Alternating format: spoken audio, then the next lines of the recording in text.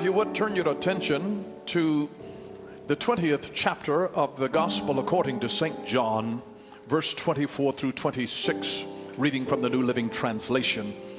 There you will notice these words.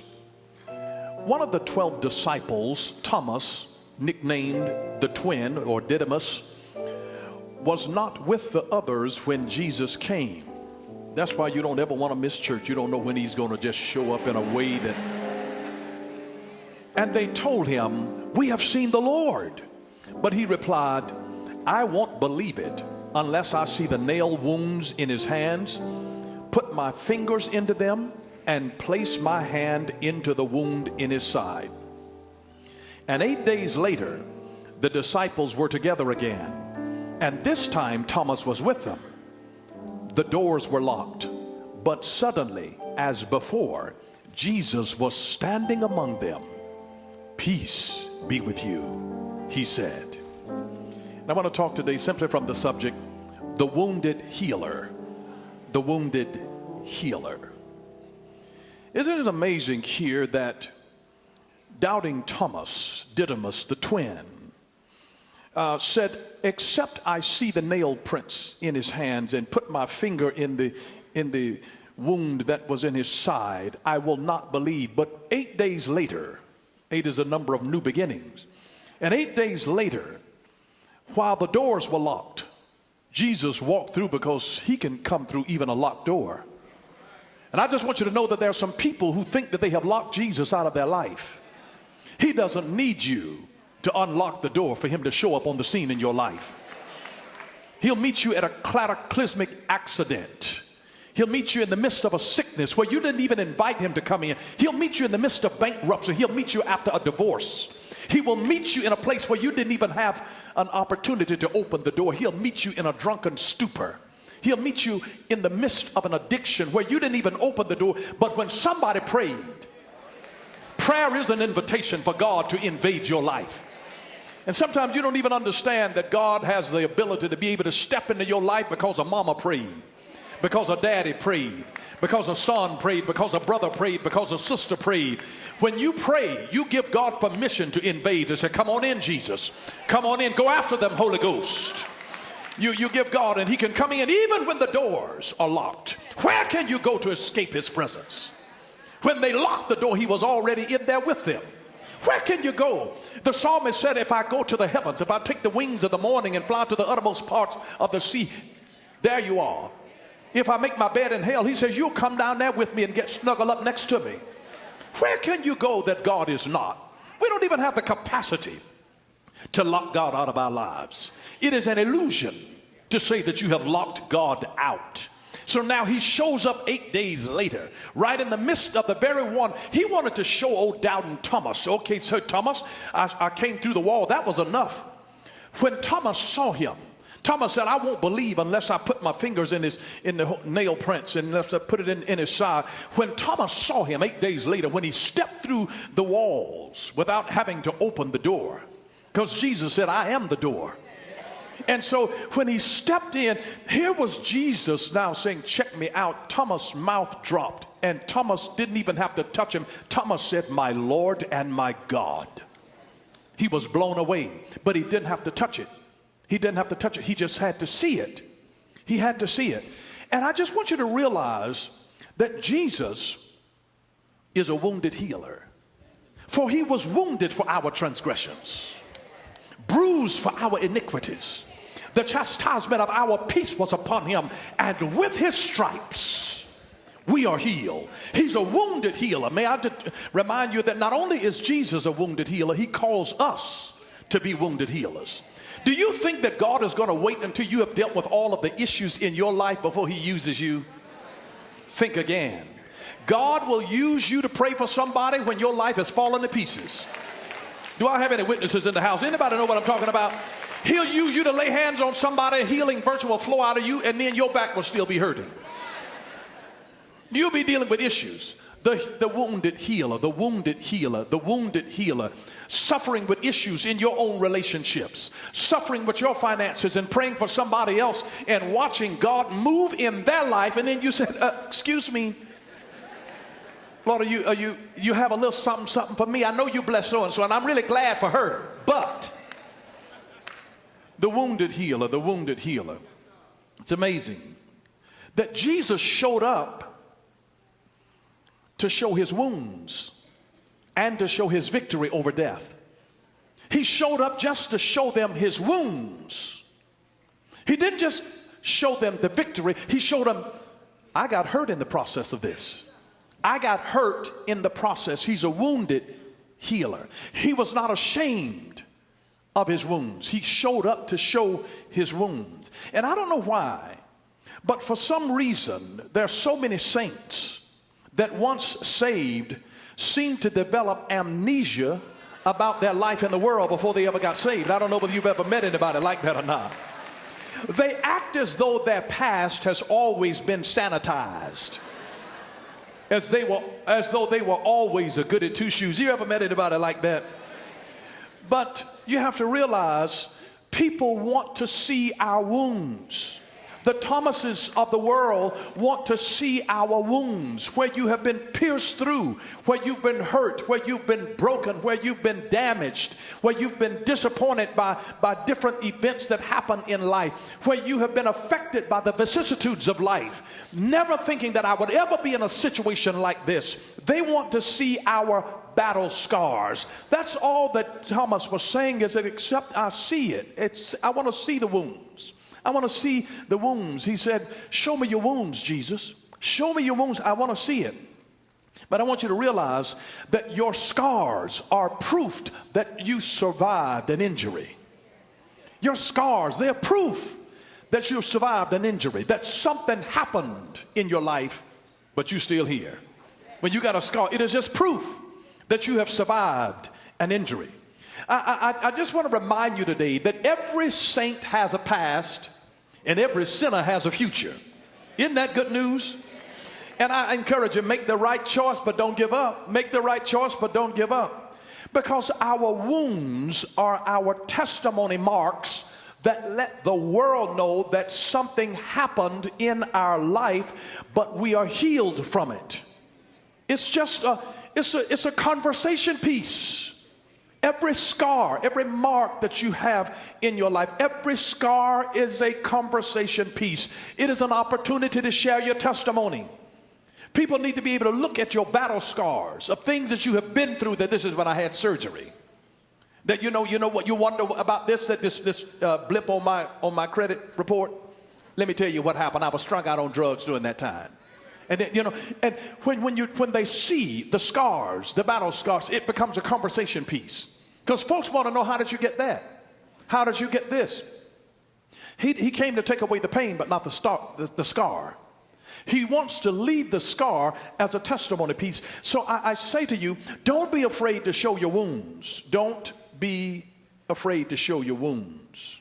Because those who are destined to love you are going to love you regardless of your wounds. And those folks that are still going to hate on you, even after you show them your wounds, they will still hate on you. So you may as well go ahead and show your wounds anyway, because the folks that's going to love you are going to love you, and the folks that's not going to like you, they still not going to like you anyway. So just show up anyway. Just show them.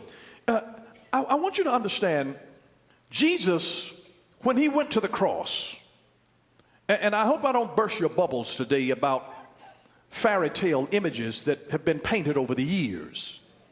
Because all of the pictures that we have with Jesus being crucified on the cross have been sanitized for our Christian Western mindsets. I've been in other countries of the world, and they'll show them, and they'll show it the way that it really was. When they put him on the cross, back during that time, they stripped the people naked so that the shame, the humiliation, and the pain were all a part of the crucifixion experience. They didn't provide loincloths. Those were for our Western mindsets. They would string them up like they would do slaves, string them up naked oftentimes and hang them as a part of the humiliation, even in death. And Jesus was crucified naked to redeem us from shame, the same shame that Adam brought after he sinned. But when Adam sinned and he realized that he was naked, he was ashamed. Jesus was naked and unashamed, because he had no wrong in him. And I want you to realize that sin strips away our righteous covering of God's glory over our lives. So that's what left Adam naked and ashamed, because he had been stripped of the righteousness by the sin that he brought into his life. But Jesus was stripped so that we could be clothed with his righteousness. And this is why you discover that the Roman soldiers, while Jesus was on the cross, the Roman soldiers were already casting lots over his raiment, his clothing. They were casting lots. I grew up listening to a man on the radio by the name of J. Vernon McGee. He had a PhD from Dallas Seminary. And these were his remarks. He said that Jesus was crucified naked. It is difficult for us in this age of nudity and pornography to comprehend the great humiliation that he suffered by hanging nude on the cross. They had taken his garments and gambled for ownership. My friend, he went through it all, crucified naked, that you might be clothed with the righteousness of Christ, and so be able to stand before God throughout the endless ages of eternity. This Jesus was not ashamed to show his wounds. He was not ashamed. And so I want you to understand that the world is not looking for a Christian who is perfect. They're looking for one who's authentic. The one who's not ashamed to show their scars. You remember when the author Paul, as he was writing to the church, he began to enumerate all of these offenses, all of these sinful things that are displeasing to God. And then he turns to the saints and then he says, and such were some of you. And such were some of you. He says, listen, your background is not sanitized. You used to drink too, you know, beyond the point. You used to sleep around too. He says, such were some of you. And yet folks get saved and, you know, they look like they have never done anything. And then they look down their noses of condescension at other people who are still struggling with the stuff that they are now delivered from. And little do we know that when we show them our scars, we produce hope in them that maybe I can get out of this too. Because here's the truth of the matter, is that we connect with more people through our failures than we do through our successes. Do you know why that is true? It's because everybody has failed, but not everybody has yet succeeded. So we'll connect with more people through your failures. Show them your scars. Show them your scars. Jesus was not afraid to show people his scars. Everyone has failed, but not everyone has yet succeeded. And the Apostle Paul wanted us to know Jesus not only in the glory of the resurrection, but also in the fellowship of his sufferings. The unpleasant parts, the difficult issues. Philippians chapter 3 verse 10, notice this. Paul says that I might know him and the power of his resurrection and the fellowship of his sufferings, being conformed to his death.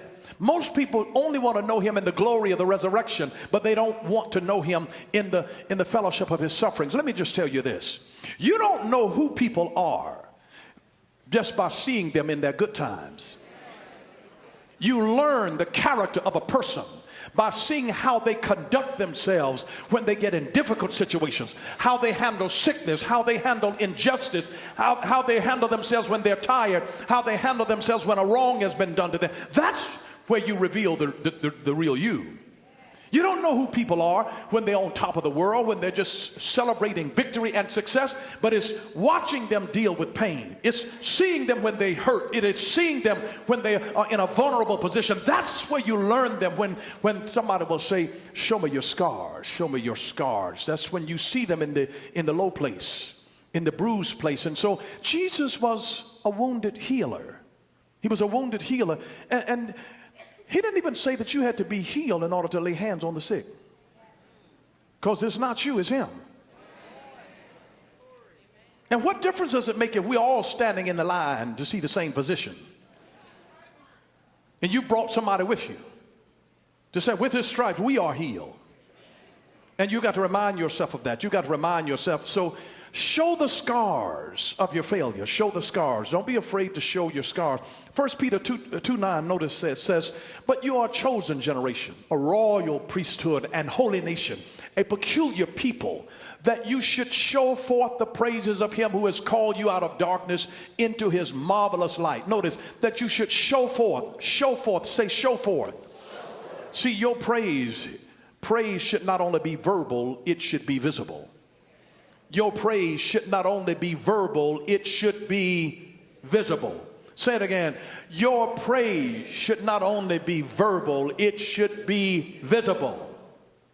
Show forth the praises. Show forth. Let them see your scars. Let them see the darkness that you came out of.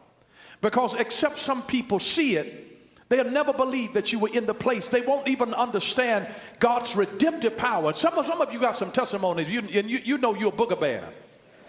You know, you're almost like, you know, if God could save me, he could save anybody. I mean, people with testimonies like that, they said, you know, back in the day, you should have seen me back in my day.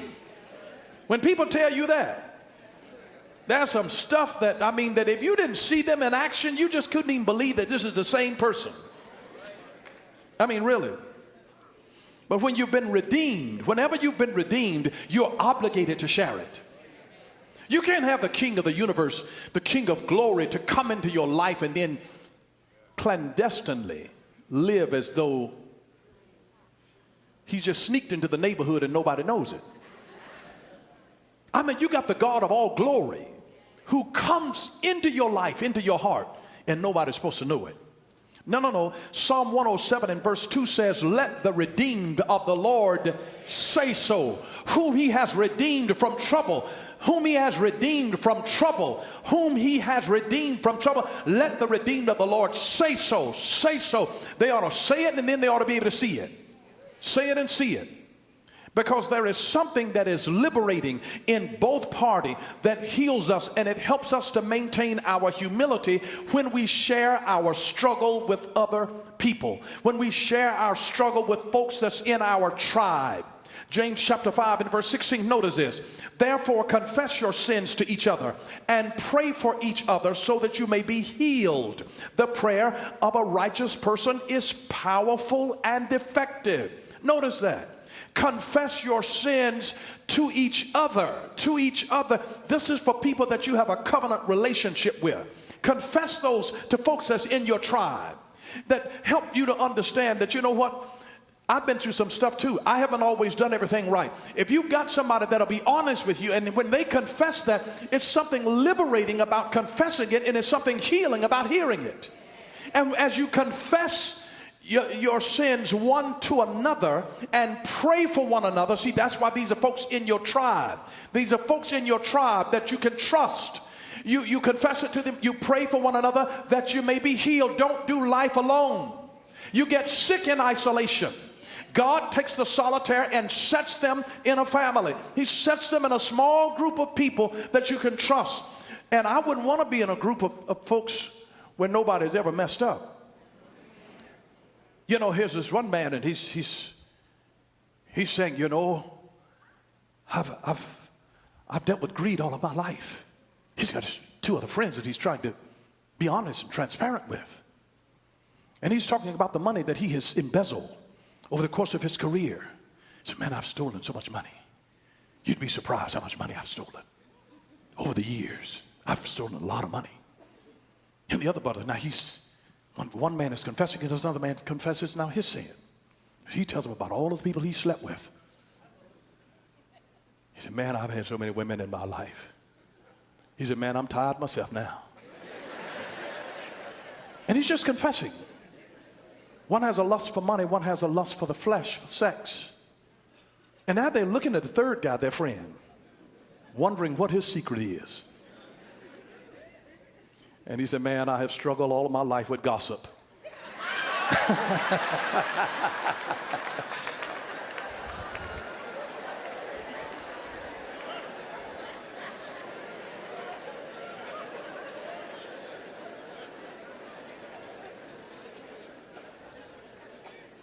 But do you know that someone around you is harboring secret thoughts?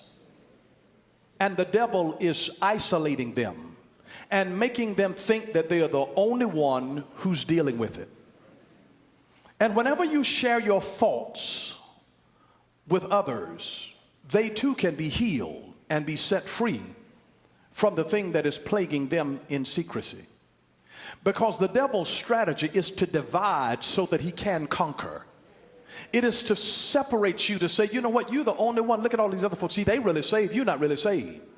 And he's making you entertain thoughts that if you were saved, you wouldn't be thinking like this. If you were saved, you wouldn't be feeling like this. If you were saved, you wouldn't be doing this. And he isolates you and makes you afraid and ashamed to even share what you're struggling with anybody around you, to say, you know what, the devil told me that same lie. See, he get exposed if you talk to each other. And if you realize that you can live beyond this, that there is life beyond failure, that there's life beyond divorce and bankruptcy and all of these addictions, there is life beyond this. If he's got somebody who's already been through that, that is willing and honest enough to be able to share and show you their scars, their wounds. And that's what he's looking for. And that's why there's something powerful about being able to even confess that to someone else. So when you start keeping secrets, he destroys us. Secrecy produces weakness. And we get weaker and weaker and weaker through our secrecy. But if we'll ever start talking to one another, if we'll ever start talking, I never forget, I was probably around 13 years old. And I grew up in a happy, loving home. And the strongest thoughts of suicide began to fill my life. I'm showing you my scars, my wounds. It's amazing. It's absolutely amazing how the devil would come to a 13-year-old child and put thoughts of suicide and explain to me in great detail exactly how to do it. At 13. He wasn't fighting anything from my past. He was fighting what he saw that was in my future.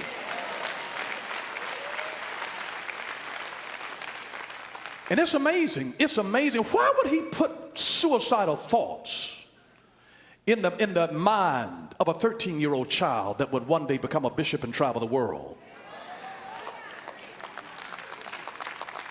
Think it not strange when it comes to you. And maybe if I didn't tell you that, you'd think that something was wrong with you. You are not original in a thought of suicide that comes to your mind because they've touched the bishop's life. I'm just showing you my scars, and I'm just here to let you know that I survived. I'm just here to let you know I survived, and so can you. I'm just here. Every now and then you need somebody that said, you know what, I struggled, I almost gave up. I almost gave up. I almost quit. I had messed up so many times. I almost just threw in the towel. I don't know who I'm talking to today, but somebody needs to know that you can show the scars of somebody that said, I almost left your granddaddy. I almost left. I almost killed him.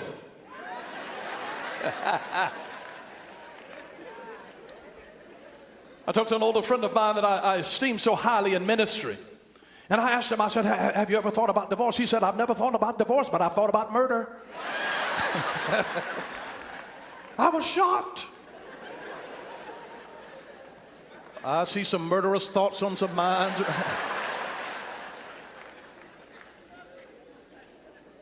I'm not going to call any names. No, I'm not going to call any names. I'm not going to call names. But there's something in just declaring it. In declaring it. The word confess in the Greek is the word exomologio. It is a word that means to declare, to say out loud, to exclaim, to divulge. It even means to blurt, just to let it out. Just to let it out. But there's something healing that when you share something that is a personal thing that touched your life that nobody would ever thought, they never would have thought this about you, because you don't look like your thoughts.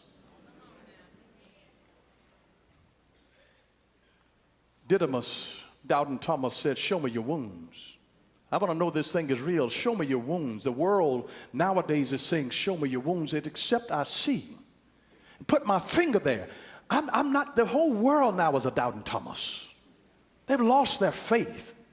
They said, I need to see authentic Christianity, not perfect people who claim to be Christians, but I need to see authentic Christianity. And the thing about it is that when God has taken us through a process and we've been hurt, when you're in the healing process, you have what's called a scab on you. And once the healing is complete, the scab falls off and you have what's called a scar. A scab says that you're still healing. A scar says that you have healed. A scab covers your wound.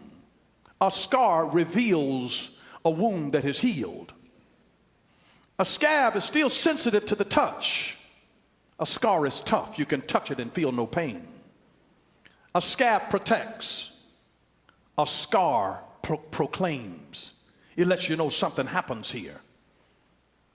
And I want you to know that righteous people fall. Righteous people.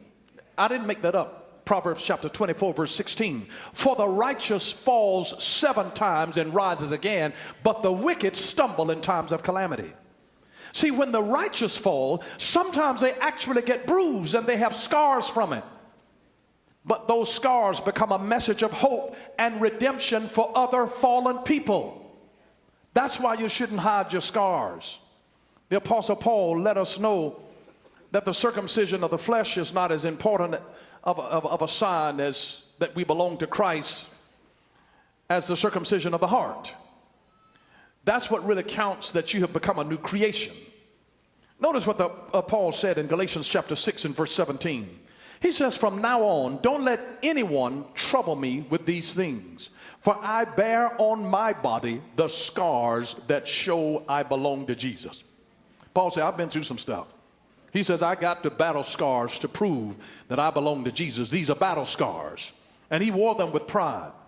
Thank you for watching Power for Living with Bishop Dale C. Bronner. Join us again next time for Power for Living, where revelation is power. Power for living.